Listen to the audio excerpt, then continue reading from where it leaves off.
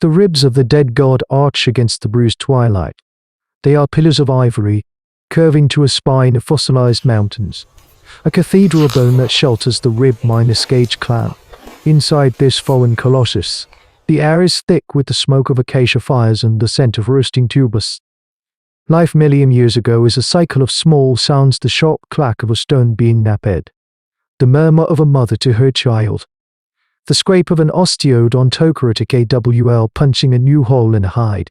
This is the ivory sanctuary, the only fortress these Homo erectus know in a prehistoric world ruled by giants. It is their salvation and their curse. For the thing that protects them is also a beacon. The very memory of flesh clinging to this titanic frame of an Giganotosaurus is a scent that has soaked into the earth, a ghost that will not fade. A tremor runs through the ground, too deep and rhythmic to be the shifting of the earth. It is a footstep.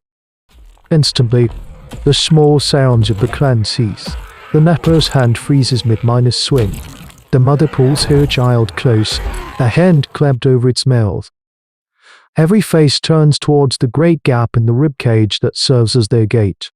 Old man Bor, the sentry perched high on a weathered scapula, makes a slow, deliberate gesture with his hand of flat palm, held steady. It is here, the Crimson Hunter. The air grows cold, and the night insects fall silent. A hush of absolute terror spreading across the savannah. A shadow eclipses the stars that glitter between the bone bars of their cage.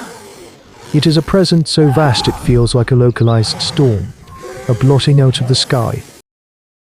The head of the Giganotosaurus appears in the gap. It is a thing of terrifying scale.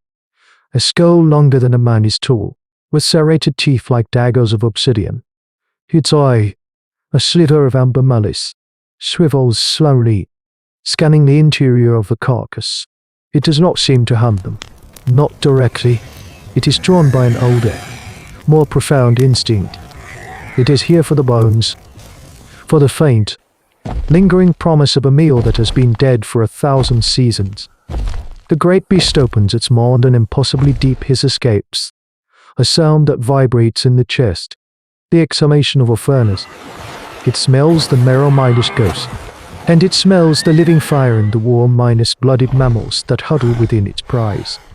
To the Crimson Hunter, they are not a people. They are an infestation. For now, the colossal ribs keep it at bay, the gaps too narrow for its immense shoulders. But the beast is intelligent. It is patient. It circles the skeleton every night, testing, probing, its heavy tail occasionally striking a vertebra with a boom that echoes like a war drum, reminding them of who truly owns this land. The flint is dying. The sharp, black stones that give the clan its edge are now worn nubs, their magic gone. Scrapers meant for hide preparation leave ragged tears. The blades of their spears, once capable of piercing the thick hide of a juvenile triceratops, now glance off with a dull thud. This slow decay of their tools is a creeping death. A quiet starvation that the Crimson Hunter outside does not need to hasten. It is a fundamental crisis in the clan's hominid history. A moment where their primitive technology fails them. In the firelight, Kale watches his father, a man whose hands are scarred from a lifetime of napping, try to breathe life into a spent core of rock. The frustration is a bitter cloud in the bone-hollowed air. The source, a riverbed veined with fresh flint, lies a half-day's journey south, across the open plain patrolled by the great Carnosaur. It is a journey no one has dared make in many moons. The elders convene beneath the shadow of the great pelvis. Their decision is etched on their faces before the words are spoken. Someone must go. It is a trial, a sacrifice, and a desperate hope all in one. It is a task for the young, for those with speed and senses not yet dulled by time. Kale rises. He is not the strongest of the young men, nor the fastest, but his eyes are the sharpest. He sees the details others miss, the way a pterodactyl shifts its weight before taking flight, the subtle change in the wind that signals rain. He volunteers not with a boast, but with a quiet nod. This is his moment, the pivot upon which his life will turn. His mother presses a small pouch of dried berries and smoked lizard into his hand. her touch lingering, a silent prayer against the prehistoric animals that await. Before the first light bleeds across the horizon, Kale slips out, not through the main gate, but through a narrow fissure near the tail vertebrae, a gap just wide enough for a slender man to squeeze through. The air outside is cold and smells of damp earth and distant fear. The tracks of the Giganotosaurus are everywhere, craters in the mud, each one large enough to swallow a man. He moves in a low crouch, a fleeting shadow in a land of titans. The world beyond the bones is terrifyingly exposed. Every rustle of a fern, every screech of a distant bird, sends a jolt through his spine. This is the reality for early humans to be small, big, and constantly vigilant. He is an hour into his journey when he senses the shift. The constant hum of insect life fades. I heard a small ornithopod, usually noisy and heedless, freezes in a silent tableau before scattering into the trees. Kale dives into a dense thicket of cycads, his heart a frantic drum against his ribs. The crimson hunter appears on the ridgeline. It is not hunting, it is patrolling, its immense head swinging slowly from side to side. It moves with a terrible, ponderous grace from his hiding place. Kale watches, his fear slowly giving way to a cold, razor-minus sharp focus. He observes its path, the way it favors higher ground. He watches it ignore a lone herbivore, its gaze fixed on some distant goal.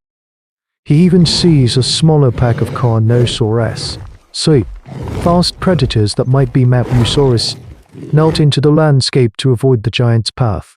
This forced observation becomes a critical lesson in survival skills, an intimate study of the monster that defines his world. The terror remains, but now it has a shape, a rhythm, a set of predictable behaviors. He realizes the beast is not a god of pure chaos.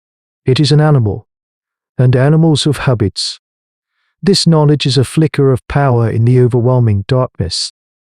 The flint is a cold, sharp promise in his hands. Kale finds it in a dried mine-sub riverbed, a treasure trove of black, volcanic glass. Each piece a potential knife, a spearhead, a future. He works quickly, his fear a whetstone for his focus, wrapping the best cores in layers of hide. The journey back is a new kind of terror. He is heavier now, less nimble, and the sun is high, offering no shadows to hide his passage. He uses the Crimson Hunter's own habits against it.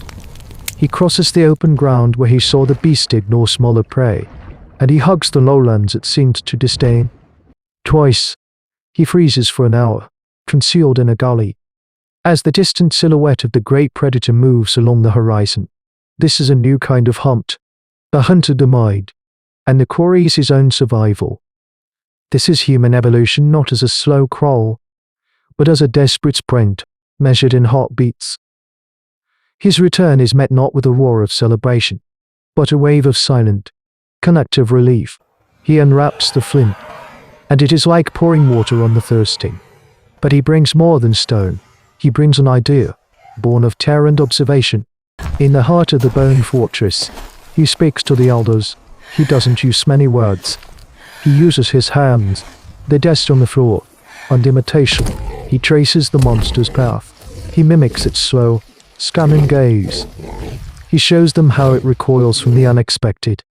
And then, he points to the colossal, arching spine above them. He points to the massive, hollow vertebrae that form the root of their world. He picks up a heavy femur left over from a past meal and strikes one of the rib pillars. The sound is a dull thump. Then, he points to the spine again, his eyes wide with a dangerous, brilliant idea. The clown understands. This is a turning point in the history of these human ancestors. The plan is simple, audacious, and requires the strength of every able-bodied hunter. They spend the day gathering the heaviest logs they can find, remnants of a petrified forest nearby. They are not building a wall. They are crafting drumsticks for a god's remains. That night, they do not hide from the tremor that announces the Crimson Hunter's approach. They wait. Kale stands beside Old Man Bio on the scapular perch. as the colossal head of the Giganotosaurus appears at the gate, its amber eye glowing with predatory hunger. Biaoa gives the signal. From a dozen positions along the skeleton, the strongest men, with a coordinated guttural roar, heave their logs against the hollow vertebrae of the Giganotosaurus. The result is not a sound, it is a physical event. Deep, resonant Biaoa erupts from the skeleton, a sound the world has not heard since the giant was alive. A shockwave of noise that travels through the ground and into the very bones of the predator. The Giganotosaurus stumbles back, shaking its massive head. Before it can recover, the clan strikes again. BOOM. And again. BOOM. This is not the sound of prey. It is a territorial roar from a creature of bone and mind. We're challenged, the Crimson Hunter, a creature that has known only dominance, feels a flicker of something new. It is the cold, alien touch of intelligent, coordinated threat. It hisses, a sound of frustrated rage. And after a long, tense moment, it turns. It does not flee, but it retreats into the darkness, leaving behind a silence that is heavier and more hopeful than any they have known before.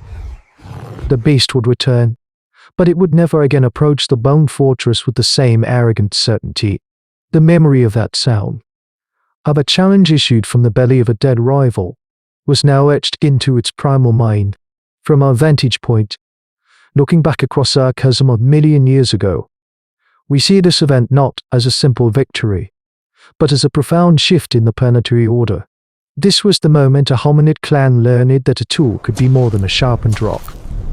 It could be an idea. It was the moment they weaponized the dead to protect the living. Here, in the shadow of giants, our ancestors first practiced the art of psychological warfare, proving that the most powerful weapon in the struggle for survival was not the tooth or the claw, but a mind capable of understanding its predicated, turning the world itself into a shield and a deterrent. Was this the first act of military strategy? Or was it the birth of the audacious human belief that even gods of flesh and blood could be taught to fear? For in the echoes of that hollow bone, you can still hear the first, defiant heartbeat of a world that would one day belong to us. But the giants of the land are not the only terrors that haunt this ancient earth.